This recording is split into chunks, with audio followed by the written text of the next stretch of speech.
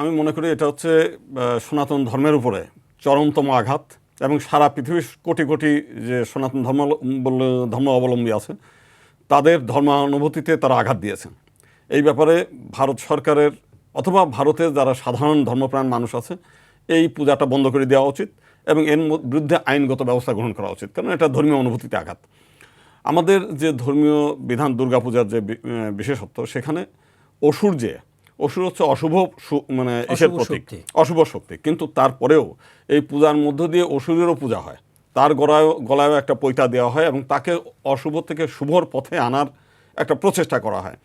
তো সেখানে ডক্টর মোহাম্মদ ইউনূস সে হচ্ছে তার দেশের কোনো নাগরিকও না, বাংলাদেশ একটি স্বাধীন দেশ, তার দেশের কোনো করদরাজ্যও আমরা না। তো আমার দেশের প্রধান উপদেষ্টা যিনি, তিনি তো আমার দেশের নাগরিক।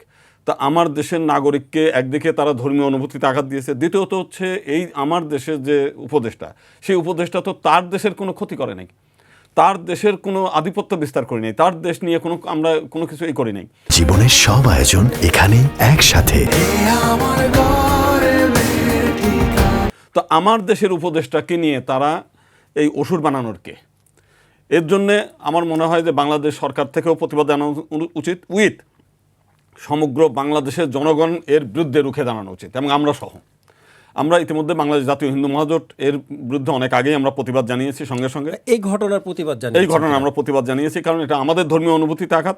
দুইটা আবার একই সঙ্গে আমার দেশের প্রধান উপদেষ্টাকে অবমাননা করা মানে আমাদের সমগ্র বাংলাদেশি জনগোষ্ঠীর অবমাননা করেছে এটা। তো এটা একটা ধর্মীয় অনুভূতিতে আঘাতের চরমতম ঘৃণ্যতম অপরাধ তারা করেছে, এর একটা আইনগত ব্যবস্থা বিহিত হওয়া উচিত।